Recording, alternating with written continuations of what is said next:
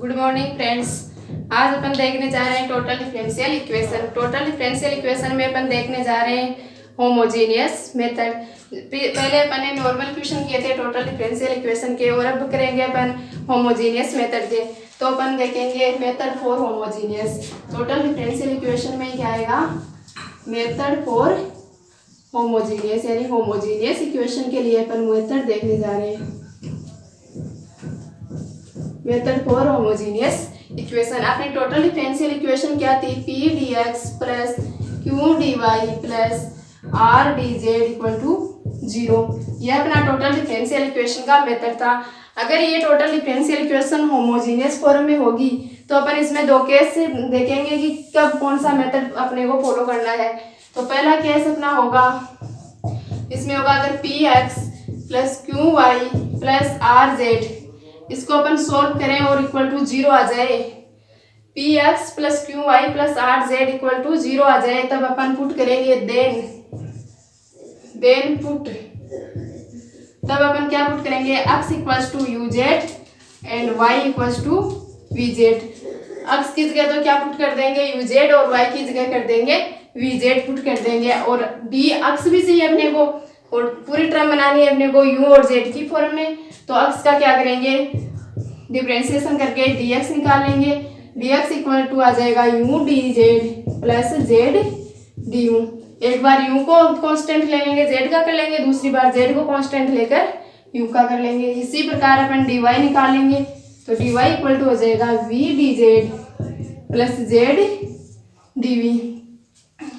x equals to u z और y equals to v z, और dx और dy की वैल्यू अपन अपनी इक्वेशन नंबर फर्स्ट यानी कि जो टोटल डिफरेंशियल इक्वेशन होगी उसमें पुट करके आगे इक्वेशन को सोल्व कर लेंगे। और दूसरा केस क्या बनता है? दूसरा केस बनता है कि अपन सोल्व करें p x plus Q Y plus are z को हल करें और 0 ना आए, यानी नॉट इक्वल्स टू 0 आए, तब अपने को क्या करना है? तब अपन करेंगे कि जो अपना पद बचेगा यानी 0 नहीं आएगा उसको अपन मान लेंगे आई, उसे अपन क्या मान लेंगे? आई, और जो टर्म आएगी उसका डिफरेंशिएशन करेंगे। तो डिफरेंशिएशन करने पर क्या आ जाएगा? ये फॉर्म बनेगी डिफरेंशिएशन करने पर कुछ डी आई आ जाएगा। डिफरेंशिएशन करने पर क्या आ जाएगा? D I. फिर अपन लिखेंगे डी आई माइनस डी आई, यानी एक बार डी आई जोड़ेंगे और एक बार डी आई घटाएंगे, प्लस अपनी क्वेश्चन जो क्वेश्चन अपने को टोटल डिफरेंशियल इक्वेशन का दे रखा है वो, यानी plus equation first upon I, ये अपने जो आई माना था उसका डिवाइड करके इक्वल टू 0 कर देंगे। अब इस टर्म को अपन सोल्व करेंगे और सोल्व करते करते आगे जाकर ये नॉर्मल क्वेश्चन बन जाएगा। तो होमोजीनियस इक्वेशन के दो मेथड है कि होमोजीनियस इक्वेशन कैसे सोल्व होगी। होमोजीनियस इक्वेशन होती क्या है? समघाती, यानी कि सभी में घात कैसी आएगी? समान आएगी। तो होमोजीनियस इक्वेशन के दोनों मेथड हो गए। पहले तो अपन हल करेंगे p x plus Q Y plus are z equal to 0 आ जाए, तब तो अपन पुट कर देंगे x equals to u z और y equals to v z. और अगर अपन सोल्व करें और इक्वल टू 0 नहीं आए तब क्या करना है? तब अपने को उस टर्म को i मानना है और उसका डिफरेंशिएशन करते हुए आगे जो पद बजाने हैं वो आ गए। अब अपन दोनों मेथडों के दो क्वेश्चन सॉल्व करते हैं, दोनों के एक एक क्वेश्चन हल करते हैं और देखते हैं क्या होता है, कैसे क्वेश्चन आगे बढ़ता है।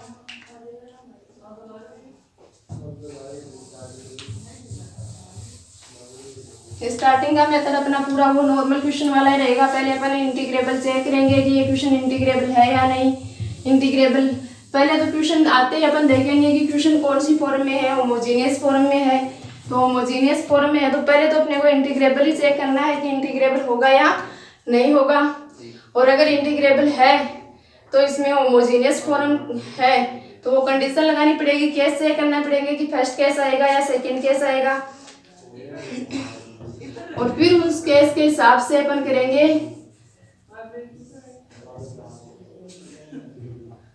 केस के हिसाब से अपन मेथड बताते चलेंगे कि कौन सा मेथड इसमें फॉलो होगा। पहला क्वेश्चन अपना रहेगा z square D x plus Z square minus 2y z D Y plus 2y square minus y Z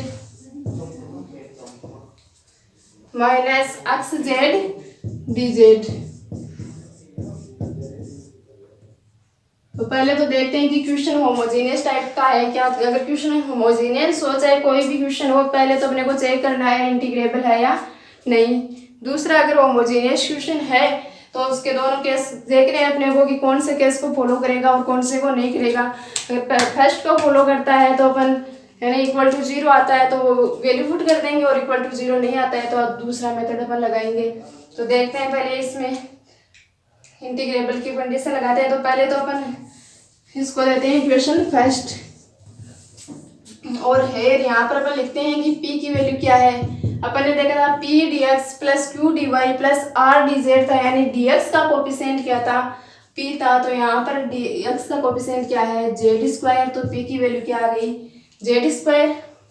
q की क्या आएगी, z स्क्वायर माइनस 2yz, यानी q क्या था, dy का कोफिशिएंट था, और r क्या था, dz का कोफिशिएंट। तो r की वैल्यू क्या आ जाएगी, 2y square minus yz minus xz। ये अपनी आ गई। अब अपन यहाँ पर इंटीग्रेबिलिटी की कंडीशन चेक करते हैं। अगर फॉलो करता है तो अपन कहेंगे कि इक्वेशन इंटीग्रेबल है, अगर नहीं करता है तो कहेंगे कि इक्वेशन इंटीग्रेबल नहीं है। तो अपन देखते हैं here the condition of integrability, यानी इंटीग्रेबिलिटी की कंडीशन चेक करते हैं। तो इंटीग्रेबिलिटी की कंडीशन क्या थी, p del q upon del z minus del r upon del y plus q del r upon del x minus del p upon del z plus r del p upon del y minus del q upon del x equal to 0। अगर equal to 0 आ जाए तब तो condition satisfy होगी, और equal to 0 नहीं आए तब कंडीशन सेटिस्फाई नहीं होगी। तो अपन हल करते हैं, देखते हैं 0 आता है या नहीं आता है। p की value z square del q upon del z, यानी q का किसके सापेक्ष, z के सापेक्ष। q का z के सापेक्ष पार्शियल डिफरेंशिएशन करेंगे तो क्या आएगा, 2z माइनस 2y। फिर क्या है, del r upon del y, यानी r का y के सापेक्ष पार्शियल डिफरेंशिएशन तो क्या आएगा, माइनस 4y माइनस z। ये आएगा। माइनस माइनस दोनों क्या हो जाएंगे, प्लस। माइनस उसका और माइनस इसका दोनों हो गए प्लस। प्लस q की वैल्यू क्या है, z square minus 2yz into क्या है, del r upon del x, यानी r का किसके सापेक्ष, x के सापेक्ष। तो y भी कांस्टेंट, yz भी कांस्टेंट, इसमें x z में x क्या आ गया, इसमें वेरिएबल आ गया, x के सापेक्ष कर रहे हैं तब। तो क्या आ जाएगा इसका, माइनस z। फिर p का z के सापेक्ष करेंगे तो क्या आ जाएगा, माइनस 2z प्लस r क्या है, 2y square minus yz minus xz into क्या करेंगे, del p upon del y, यानी p का y के सापेक्ष, z स्क्वायर है जो y के सापेक्ष क्या है, कांस्टेंट। तो इसका क्या आ जाएगा, 0 minus del q upon del x, q का x के सापेक्ष, तो q का x के सापेक्ष करेंगे, z स्क्वायर x के सापेक्ष कांस्टेंट तो 0, yz भी x के सापेक्ष कांस्टेंट तो क्या आ जाएगा 0, तो 0 माइनस 0। अब इसे सोल्व करते हैं, देखते हैं क्या बनता है, z square into 2z plus 1z क्या हो जाएगा, 3z minus 2y minus 4y क्या हो गया, minus 6y plus z square minus 2yz into क्या हो जाएगा, माइनस का 3z प्लस, ये तो 0 से मल्टीप्लाई होकर क्या हो जाएगी पूरी टर्म ही 0। आगे क्या देखो, मल्टीप्लाई कर देते हैं अंदर, तो 3z cube minus 6z square y plus minus multiply होकर minus 3z cube plus 6yz square. देखो सभी टर्म आपस में कैंसिल हो रही है, और कैंसिल होकर क्या बन रहा है, 0 इक्वल टू 0 आ गया। तो अपन क्या बोलेंगे कि अपनी जो कंडीशन थी इंटीग्रेबिलिटी की वो क्या हो गई है, सेटिस्फाइड। तो अपन लिखेंगे इज सेटिस्फाइड, यानी अपनी इंटीग्रेबिलिटी की कंडीशन सेटिस्फाई हो गई है। इंटीग्रेबिलिटी की कंडीशन सेटिस्फाई हो गई, और क्वेश्चन में दिख रहा है कि क्वेश्चन होमोजीनियस टाइप का है, तो अपने को चेक करना पड़ेगा कि p x plus Q Y plus are z solve करते हैं तो जीरो आएगा या नहीं आएगा। तो अपन सोल्व करके देखते हैं कि इसका जीरो आएगा या नहीं आएगा।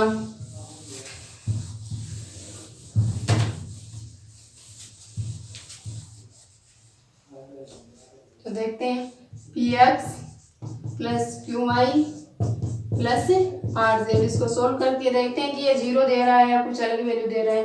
तो ये हो जाएगा एक्स जेड स्क्वायर, पी को एक्स से मल्टीप्लाई करना है, प्लस क्यू वाई, क्यू को किससे करना है वाई से, तो Z square y minus 2y square z plus r को किससे करना है जेड से, तो हो जाएगा 2y square z minus y z square minus x Z square. देखते हैं सभी टर्म कैंसिल हो रही है एक दूसरे से, ये इससे हो गई जेड स्क्वायर वाई ये रहा, ये माइनस 2y स्क्वायर जेड ये प्लस 2y स्क्वायर जेड, तो क्या आ गया equal to zero. Equal to zero आते ही कौन सा केस आ गया अपना फर्स्ट वाला केस आ गया कि क्या पुट करना है अपने को, पुट करना है देन अपन पुट करेंगे, क्या पुट करेंगे x equals to u z and y equals to v z. और इनके साथ ही साथ देखो अपने पास क्या है dx dy और dz, तो z तो अपना एज इट इज रहेगा, लेकिन x और y की जगह चेंज कर रहे हैं तो इनका डिफरेंशिएशन भी अपने को करना पड़ेगा। तो डिफरेंशिएशन करके अपन निकालेंगे dx equals to u d z plus z d u और dy इक्वल टू क्या हो जाएगा v d z plus z d v. हो गया। वैल्यू फुट करते हैं अपनी इक्वेशन फर्स्ट में, इनको फुट करते हैं इन इक्वेशन फर्स्ट में फुट करके सॉल्व करते हैं अपने इक्वेशन को। देखते हैं जेड स्क्वायर डी एक्स की जगह क्या फुट करना है u d z plus z d u plus Z square minus 2y की जगह क्या पुट करें वी जेड, तो v इंटू जेड, जेड और जेड मल्टीप्लाई होकर क्या हो गया जेड स्क्वायर, और डी वाई की जगह क्या करेंगे v d z plus z d v plus अब क्या करना है 2y स्क्वायर, वाई स्क्वायर तो y की जगह क्या है वी जेड, तो वाई स्क्वायर की जगह क्या हो जाएगा v square z square minus y z, y की वैल्यू वी जेड, तो v इंटू जेड क्या हो गया जेड स्क्वायर माइनस एक्स की जगह यू जेड, तो u z square d Z equal to zero. ये अपनी फॉर्म बन गई। अब देखो पूरी टर्म में जेड स्क्वायर सब में आ रहा है, सभी टर्म में आ रहा है जेड स्क्वायर, तो जेड स्क्वायर किस में चला जाएगा जीरो में, अपन जेड स्क्वायर को जीरो में भेज देते हैं और बाकी टर्म को लिख लेते हैं। तो क्या बचता है u d z plus z d u plus Z square चला जाएगा तो 1 minus 2v into v d z plus z d v plus यहाँ से भी जेड स्क्वायर चला जाएगा कॉमन लेने पर, तो 2v square minus v minus u d Z equal to zero. हो गया।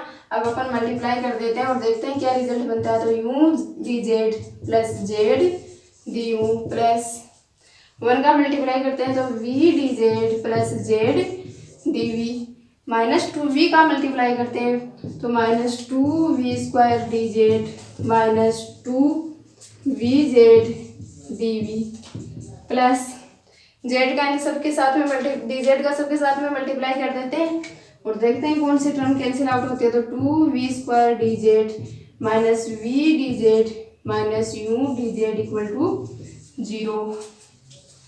तो अपन क्या देखेंगे इसमें डी जेड के जो भी टर्म है वो सब आपस में कैंसिल हो जाएंगे, और अगर अपने नहीं हो रहे हैं तो देख लेना कहीं ना कहीं मिस्टेक जरूर होगी। इसमें एक भी टर्म डी जेड के फॉर्म में नहीं बचेगा, पूरा क्वेश्चन अपना v और u के पदों में आ जाएगा और v और u के पदों में अपन इंटीग्रेशन सॉल्व कर लेंगे और लास्ट में जो इंटीग्रेशन होकर आएगा उसमें v और u की वैल्यू z के पदों में और x y के पदों में पुट कर देंगे तो अपने क्वेश्चन की फॉर्म में अपना फाइनल आंसर आ जाएगा।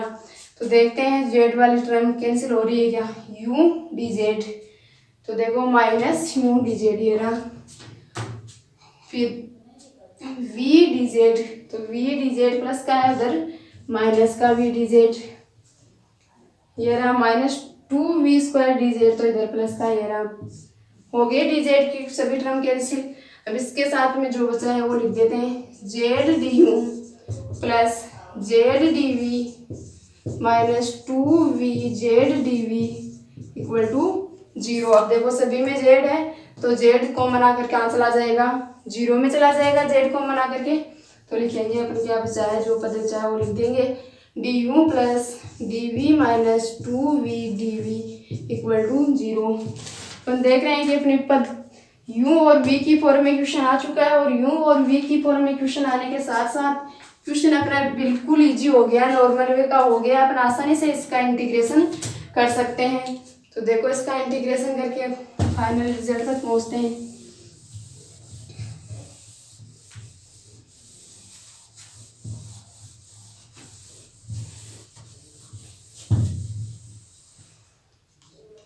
क्या लिखेंगे, बाई इंटीग्रेशन, यानी कि इंटीग्रेशन करने पर या इंटीग्रेशन के द्वारा।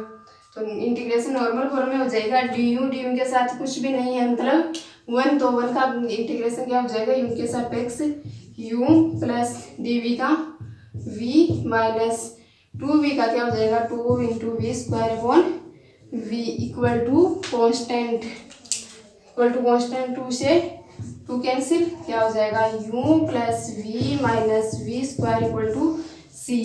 अब अपना क्वेश्चन u और v की फॉर्म में नहीं है, x y z की फॉर्म में है, तो अपने को u और v की वैल्यू x y z की फॉर्म में पुट करनी है। वो पुट कहाँ से करेंगे, अपन ने माना था ना x बराबर u z और y बराबर v z, जो माना था वहाँ से अपन u और v की वैल्यू निकाल कर यहाँ पर पुट कर देंगे, तो अपने जो आंसर आएगा वो x y z की फॉर्म में आ जाएगा। तो वैल्यू पुट करते हैं, तो x u की वैल्यू क्या आ जाएगी यहाँ से x अपॉन जेड, तो u की जगह पुट कर देते हैं x upon z plus v की क्या आएगी y अपॉन जेड, तो v की y अपॉन जेड, तो v स्क्वायर की क्या हो जाएगी y square upon z square equals to c। LCM लेकर के जेड स्क्वायर को c में भेज देते हैं, तो x z plus y z minus y square equal to c z square, और यही अपना क्या रहेगा फाइनल आंसर रहेगा। तो ये होमोजीनियस फॉर्म का ऐसा क्वेश्चन था जिसको अपन P x plus Q Y plus are Z method लगाकर सॉल्व करें तो क्या आ रहा था 0 आ रहा था, यानी फर्स्ट केस का अपन ने क्वेश्चन सॉल्व कर लिया है।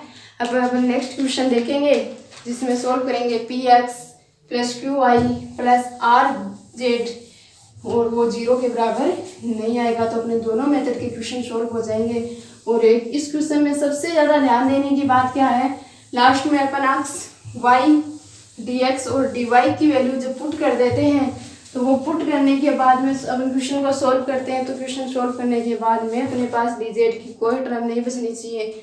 अगर डी जेड की कोई टर्म शेष रहती है तो वहीं समझ लेना कि अपना क्वेश्चन कहीं ना कहीं रॉन्ग हुआ है, यानी यू और वी की फॉर्म में पूरा क्वेश्चन लास्ट में आ जाना चाहिए, और यू और वी की फॉर्म में अपन इंटीग्रेशन करके लास्ट में यू और वी का वैल्यू पुट करके वापस एक्स वाई जेड की टर्म में निकाल देते हैं।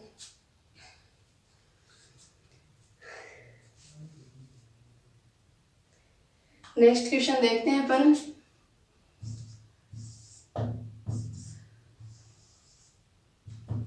दूसरे मेथड का क्वेश्चन देखते हैं। दूसरे केस पर आधारित क्वेश्चन है Y Z plus Z square D x plus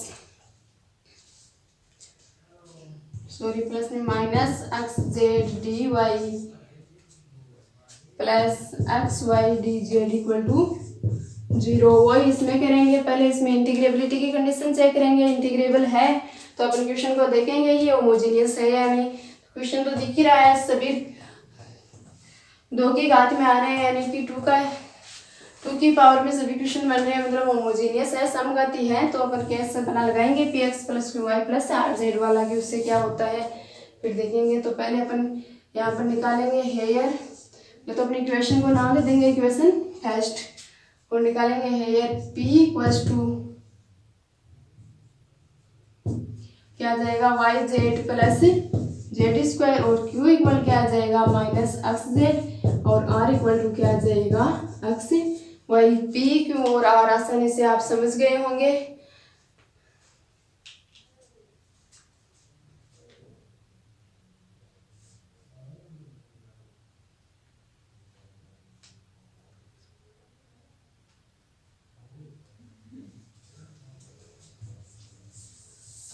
तो पी क्यू और आर आप आसानी से समझ गए होंगे कि पी क्या है, क्यू क्या है और आर क्या है। पी तो अपना डीएक्स का कोफिशिएंट है, आर क्यू अपना डीवाई का कोफिशिएंट है और जेड अपना आर अपना डीजेड का कोफिशिएंट है। निकालिए आप पी क्यू आर। और सबसे पहले अपन निकालते हैं here the condition of integrability. Integrability की कंडीशन अपन चेक करते हैं।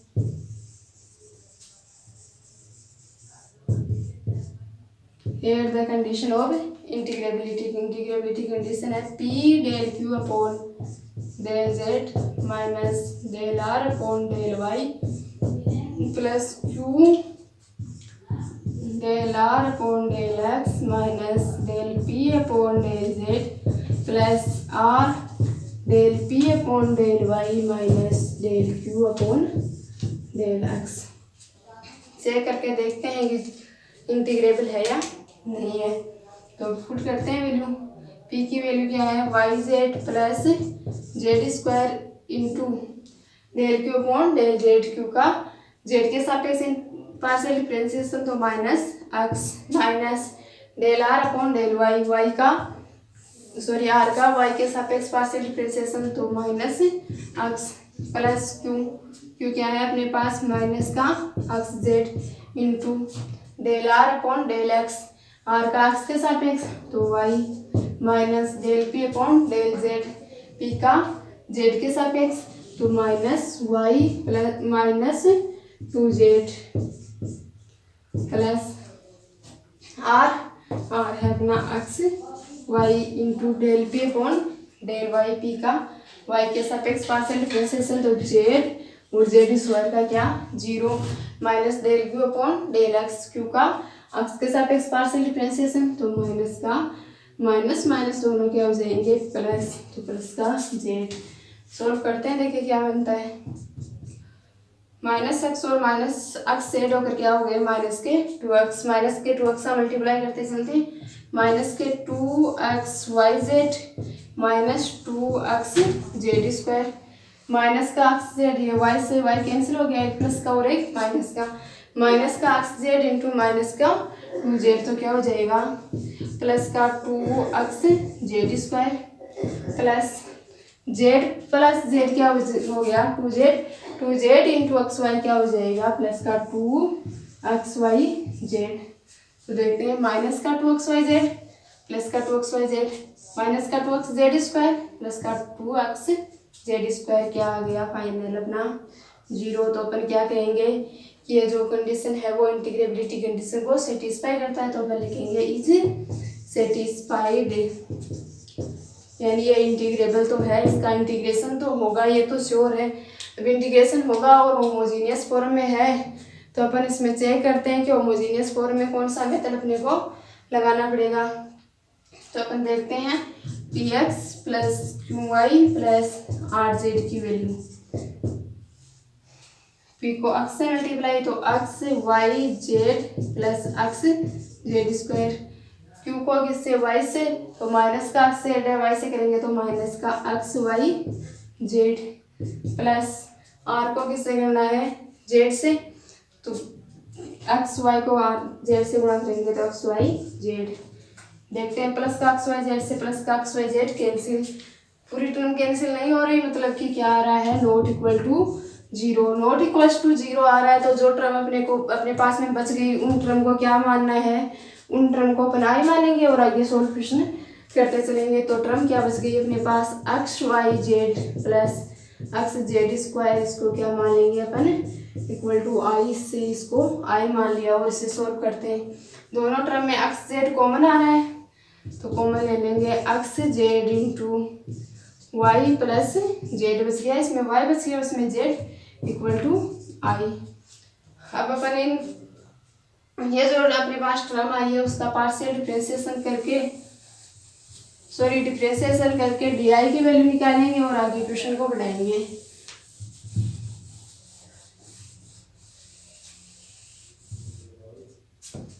डिफरेंशिएशन करते हैं। डिफरेंशिएशन करने पर क्या आएगा, एक बार x का करेंगे, एक बार y का करेंगे और एक बार z का करेंगे। x का करेंगे तब तो y z कांस्टेंट, y का करेंगे तब x z कांस्टेंट और z का करेंगे तब x y कांस्टेंट, ऐसे लेते हुए करेंगे। तो पहले x का सापेक्ष कर लेते हैं, तो y z क्या हो जाएगा कांस्टेंट, तो y z dx plus y के सापेक्ष करेंगे तो x z constant, x z dy plus z के सापेक्ष करेंगे तो x y कांस्टेंट, तो x y dz plus x Z square का, एक्स जेड स्क्वायर का करेंगे तो एक बार एक्स के सापेक्ष करेंगे तो Z square constant D x plus Z के सापेक्ष करेंगे तो X constant 2x Z D Z equal to I का करेंगे तो क्या आ जाएगा डी आई। अपन डी एक्स के कोफिशिएंट को एक जगह ले लेते हैं, डी वाई को एक जगह और डी जेड को एक जगह। तो डी एक्स के कोफिशिएंट को एक जगह लेंगे तो क्या आ जाएगा वाई जेड प्लस dx का दूसरा कोफिशिएंट क्या रहा जेड स्क्वायर dx, और तो कहीं नहीं है, प्लस dy का क्या आएगा x z dy plus dz का लेते हैं तो x y plus 2x z dz equal to d i. ये कर लिया।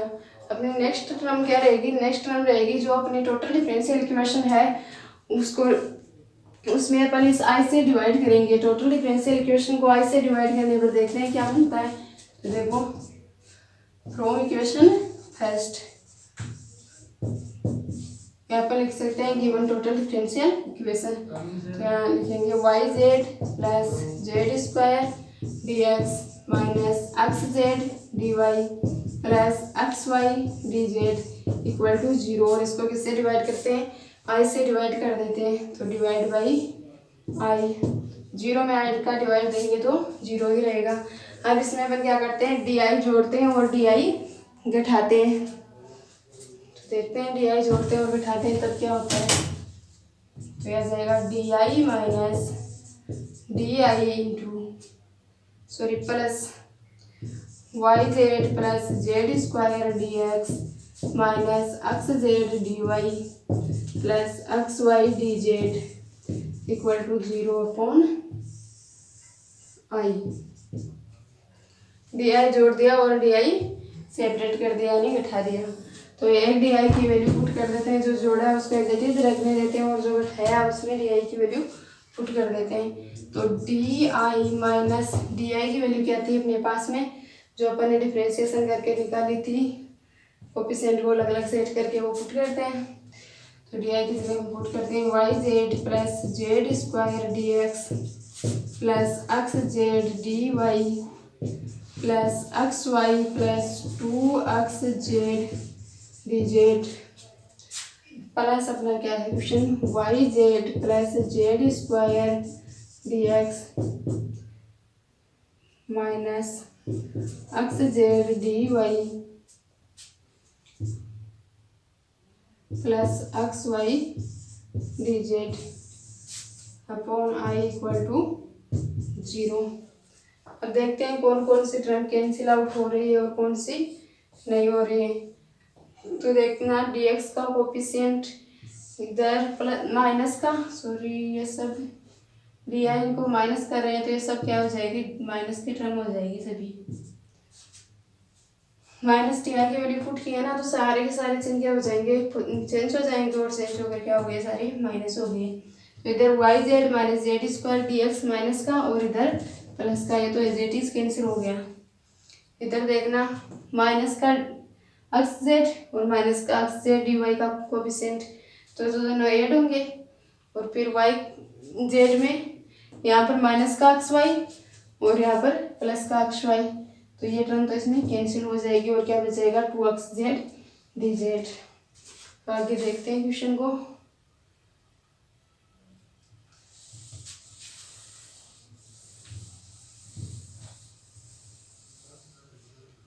क्या बनेगा क्वेश्चन, क्वेश्चन अपना होगा D i minus x z और माइनस एक्स जेड एड होकर क्या हो जाएगा minus 2x Z D Y. यहाँ पर क्या बचा है सिर्फ minus 2x Z D z upon i equal to 0। इसे अपन सॉल्व कर लेते हैं। देखो सॉल्व करने पर क्या आता है।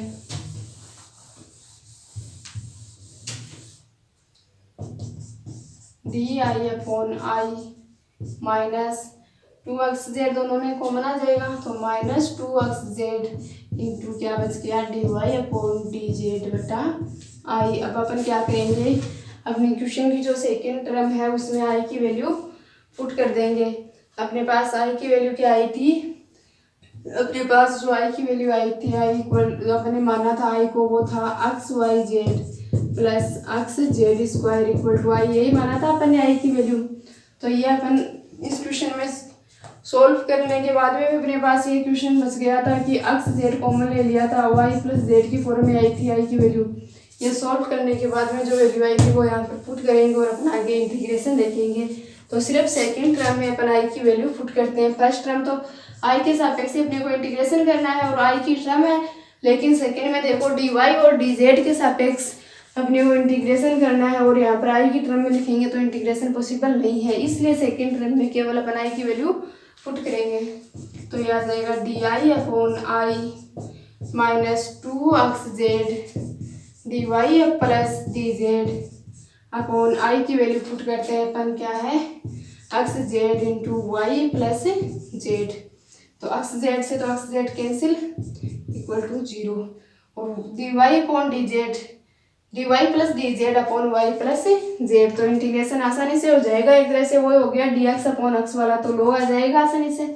तो अपन क्या लिखेंगे बाई इंटीग्रेशन करेंगे तो क्या आएगा डी आई अपॉन आई का क्या आ जाएगा log i minus 2 log y plus z और अपन कांस्टेंट भी किसमें मान लेंगे log में ही मान लेंगे। तो कांस्टेंट क्या मान लिया log c।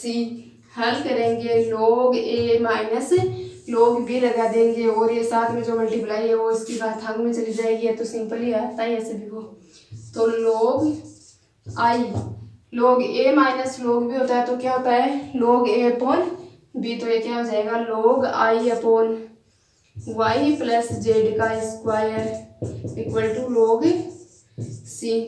अपन दो काम एक साथ करेंगे, log से log हटाएंगे और i की वैल्यू पुट करेंगे। i की वैल्यू अपने पास है ही xz into y plus z. तो i की वैल्यू पुट करते हैं और log हटा देते हैं तो इसमें आएगा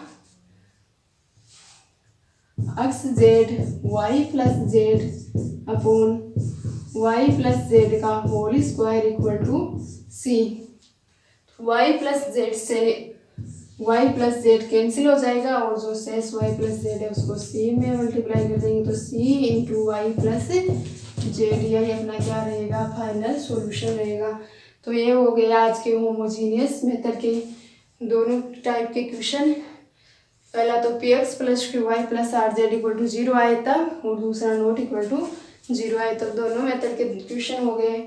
अगले में देखेंगे अपन ऑक्सिलरी इक्वेशन